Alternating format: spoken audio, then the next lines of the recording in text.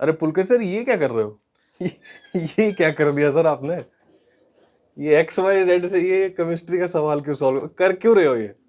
यार एक बच्चे ने मुझसे केमिस्ट्री का क्वेश्चन पूछ लिया, तो what I am thinking is कि एक इक्वेशन है, कुछ वेरिएबल्स हैं, कुछ कंडीशंस गिवन है, will solve it, right? That's what we do in maths. नहीं सर ये अलजेब्रा का सवाल नहीं है, स्टोइकियोमेट्री का सवाल है, ऐसे नहीं होगा सॉल्व ये। तो मतलब तो कैसे होगा फिर? बताता हूँ मैं, ऐसा करते हैं, कुछ सैंडविच खिलाता हूँ फिर समझाता हूँ, आ जाओ। चल सैंडविच खाते हैं। सर ये खाओ। क्या है ये? खाओ ना, इससे ये खा के आपको स्टोइकियोमेट्री समझ आ जाएगी। क्या है ये? सैंडविच? हाँ, ब्रेड चीज सैंडविच खाओ। ब्रेड चीज सैंडविच, बस दैट्स इट, कुछ नहीं है इसके अंदर और। समझ आ जाएगी, खा लेता हूँ फिर। जादू है जादू।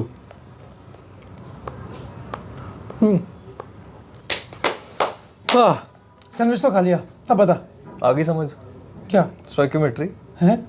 समझ नहीं आया? स्टोइकियोमेट्री? नहीं मतलब सैंडविच क्या बोल रहा है यार पाहुल?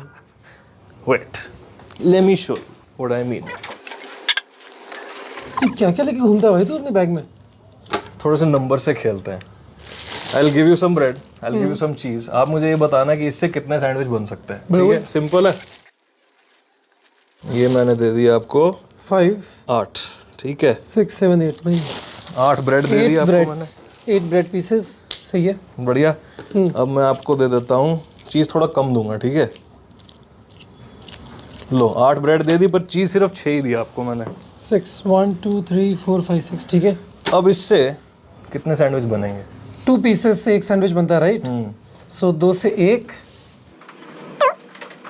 4 सैंडविच बनेंगे। 8 ब्रेड, चीज़ डालो तो सही, चीज़ के बिना क्या मजा आएगा, है ना? और अपन इसमें 4 चीज़ भी डाल देंगे तो 1 2 3 एंड 4। आप बिल्कुल सही कह रहे हो। बट आपने ध्यान दिया कि हमने ब्रेड ज़्यादा ली थी, चीज़ कम लिए थे, पर यहाँ तो चीज़ बच गए ना। हाँ बट ऑब्वियस नहीं है, तेरी 2 ब्रेड से एक सैंडविच बनता है, राइट? सर सोच के देखो, doesn't this feel like a chemical equation? Yes, 2 breads plus 1 चीज गिव्स मी 1 सैंडविच, है ना? एकदम Perfect, yes. केमिकल इक्वेशन जैसा। और इसमें शुरू में लग रहा था कि ब्रेड ज्यादा है, चीज कम है, but because of the ratios in which they were combining, bread पहले खत्म हो गई और चीज बच गया। Since bread got finished first, it limited my entire process. Yes, we'll call bread the limiting reagent. सही है, ऑफ कोर्स। और अब अपने ये पास जो बच बच कितने गया, two remaining, so we can call cheese the excess reagent. Excess reagent, ठीक है। अब सर इस केस में परफेक्ट सिनेरियो क्या होता? What would have been the perfect scenario? अगर इन दोनों को मैं फ्रिज में रख देता, होते ही नहीं है, गायब, परफेक्ट सिनेरियो। एब्सोल्युटली। तो कितना हो गया? 8 bread pieces and 4 slices of चीज, स्लाइसेस ऑफ चीज, राइट? तो ये तो समझ आ गया अपने को। यस। अब ये कर लिया ना आपने, आपका वो अमोनिया वाला सवाल ऐसे सॉल्व हो जाएगा। चलो करके दिखाता हूँ। तो सर अब ये जो सवाल है, इसको मैं आपको ब्रेड और सैंडविच के हिसाब से समझाता हूँ आराम से, फिर आप ये खुद सॉल्व करना। या ठीक है, हाँ। So what we learned from that bread cheese example is that when things are easy to imagine, बड़े आराम से stoichiometry solve हो जाती है। तो ब्रेड चीज का ही केमिकल इक्वेशन बना के उससे हम थोड़े से रिजल्ट्स निकालते हैं, थोड़े से पैटर्न्स ऑब्जर्व करते हैं, एंड वही पैटर्न्स यूज करके we will solve that ammonia equation once again. Alright, अब अपने पास सबसे पहले कितने अमाउंट्स लिया थे अपन ने वो लिखेंगे अपन। ऑलराइट, सो ये जो मैं तरीका बता रहा हूं ना, कोई भी स्टोइकियोमेट्री का सवाल हम इसी मेथड से सॉल्व कर सकते हैं। तो इसको ध्यान से देखना और लिख भी लेना नोटबुक में। अपने पास कितनी ब्रेड स्लाइस थी? 8 slices of bread, there were 6 slices of cheese. अब इसे कितने सैंडविच बन सकते हैं? ऑब्वियसली 4, बिकॉज ब्रेड खत्म हो जा रही है 4 सैंडविच के बाद, right? This is the one that stopping the reaction because of the ratios in which these things are combining. Stoichiometry means the study of ratios, all right? And these numbers that we've marked over here, 2, 1 and 1, जिससे आप chemical equation को balance करते हो, these are known as stoichiometric coefficients, all right?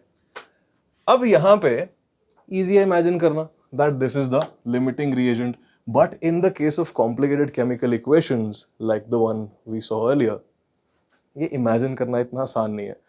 तो कुछ चीजें करते हैं, उससे बहुत इजी हो जाएगा समझना how to figure out what's the limiting reagent. ठीक है, यहां पे अपन एक नई क्वांटिटी लिखते हैं, रेशो। अब इसको आपने जो बोलना है बोल लो, आर बोलना है, एक्स बोलना है, वाई बोलना है, whatever you want to call it. Let's call it R for the sake of simplicity. ये रेशो क्या है? This is the ratio of the initial amount taken divided by the stoichiometric coefficient. Okay, यहां मैं लिख देता हूं, this is the initial amount taken divided by stoichiometric coefficient. ठीक है, ये अपनी क्वांटिटी है. ब्रेड के लिए कितनी आ जाएगी? ब्रेड के लिए this will be 8 divided by 2, that is 4. चीज के लिए कितनी आ गई है? 6 डिवाइडेड बाय 1, दैट इज 6. 4 और 6 में से छोटा नंबर कौन सा है?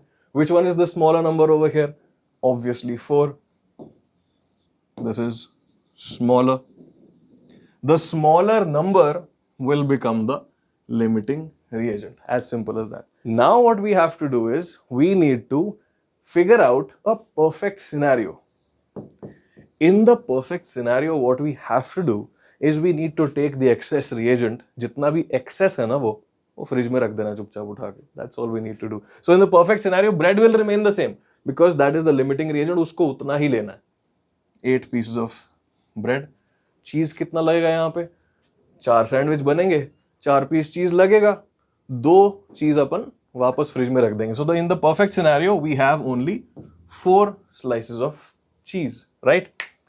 इससे बनेंगे 4 sandwich. Now over here there is a very interesting observation that I want you to write down. Observation ये है कि in the perfect scenario if I take the ratio R 8/2, 4/1, 4/1.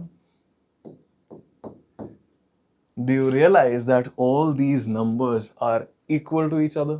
Yes. Please write this down in your notebooks that in the perfect scenario, our ratios are equal. अब आप बोलोगे sir ये क्यों बता रहे हो? ये तो बड़ा ऑब्वियस है, ये तो दिख रहा है, यहां दिख रहा है, बट जब हम अमोनिया वाला सवाल करेंगे ना, इतनी आसानी से दिखेगा नहीं. And we'll use this observation to solve that question. ठीक है, अब पुलकित सर आएंगे और वो जो सवाल था ना वो मेरे साथ सॉल्व करेंगे. Then we'll see how to apply all of this information on to that question. Let's balance the chemical equation. Yes, right, यही करते हैं ना. सो 2n2, तो यहाँ पे भी 2, एंड 6, तो यहाँ पे हो जाएगा 3. Right, am I correct? उसके बाद तूने क्या किया था? इनिशियल अमाउंट लिखे थे, right? So let's write down the initial amounts. Initial amount अपने को दिया हुआ है 50, एंड वहां पे दिया हुआ था अपने को 10, और फिर तूने निकाला था ratio, correct? So let's find out the ratio. तो रेशियो क्या हो गया था? अमाउंट अपॉन जो यहाँ पे n2 का कोएफिशिएंट है, करेक्ट? 50/1. एक सेकेंड, आपने एक जगह गलती की है, बताओ कहाँ की है? ये क्या दिया है? अच्छा, ग्राम. ओ, यहाँ पे अपने को क्वांटिटीज लेनी है, ग्राम नहीं लेने. Which are moles, right? Number of atoms लेने हैं यहाँ पे. नंबर ऑफ एटम्स लेने हैं, correct. So number of atoms अपने होते थे 50, करेक्ट में, 50 डिवाइडेड बाय नाइट्रोजन का जो मॉलिक्यूलर मास है. Yes, given weight divided by molecular weight is equal to number of moles of the substance.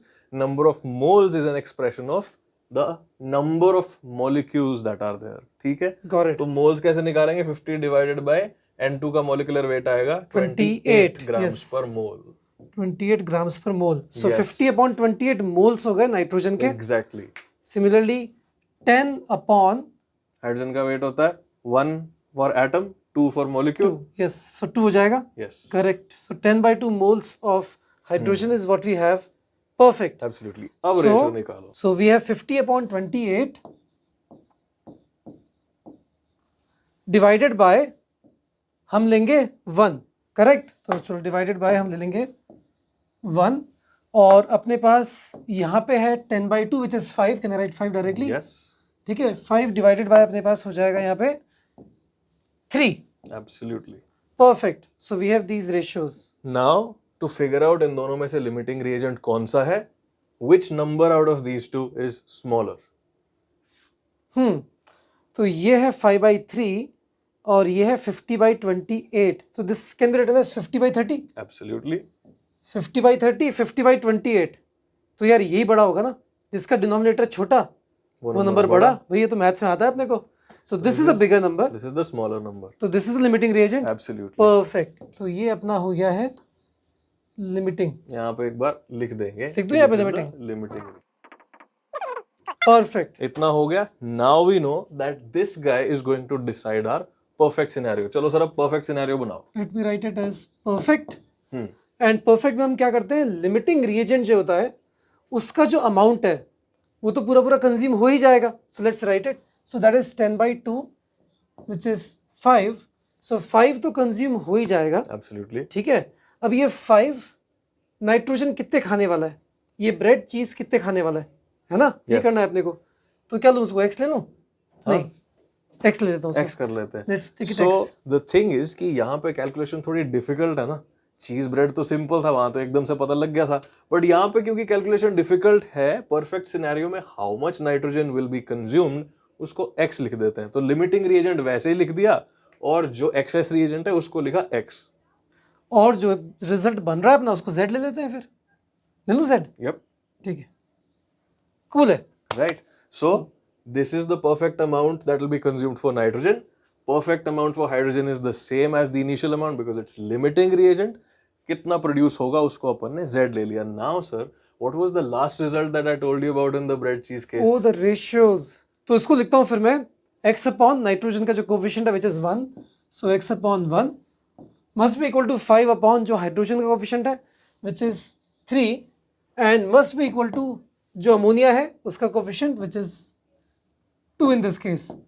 Yes, हो गया सवाल सॉल्व। अरे Now question solve हो all you need to do is calculate x which is 5/3, Z which is 10/3. 10/3। So moles of nitrogen consumed will be equal to 5/3 moles.